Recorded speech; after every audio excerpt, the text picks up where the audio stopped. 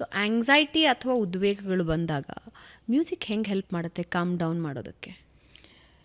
It depends ಒಬ್ಬೊಬ್ರಿಗೆ ಅವ್ರವ್ರು ಹೆಂಗೆ ಮ್ಯೂಸಿಕ್ನ ತೊಗೊಳ್ತಾರೆ ಅಂತ. ಕೆಲವ್ರಿಗೆ ಕೆಲವು ಹಾಡು ಇಷ್ಟ ಆಗುತ್ತೆ, ಕೆಲವ್ರಿಗೆ ಕೆಲವು ಆರ್ಟಿಸ್ಟ್ ಇಷ್ಟ ಆಗುತ್ತೆ.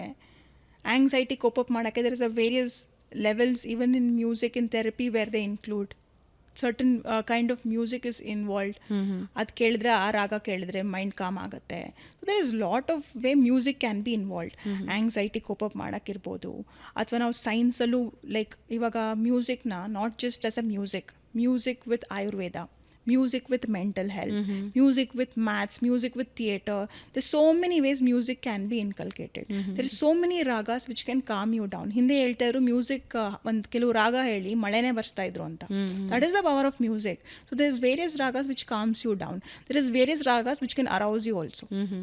ಸೊ ಡಿಪೆಂಡಿಂಗ್ ಆನ್ ದ್ಯಾಟ್ ಅದನ್ನು ಥೆರಪಿಯಲ್ಲಿ ಯೂಸ್ ಮಾಡ್ತಾರೆ. ಸೊ ನಮ್ಮ ಎಮೋಷನ್ಗೆ ತಕ್ಕ ಹಾಗೆ ನಾವು ಯಾವ ಮ್ಯೂಸಿಕ್ ಬಳಸ್ಕೋತೀವೋ ಅದಕ್ಕೆ ತಕ್ಕ ಹಾಗೆ. ಹೌದು.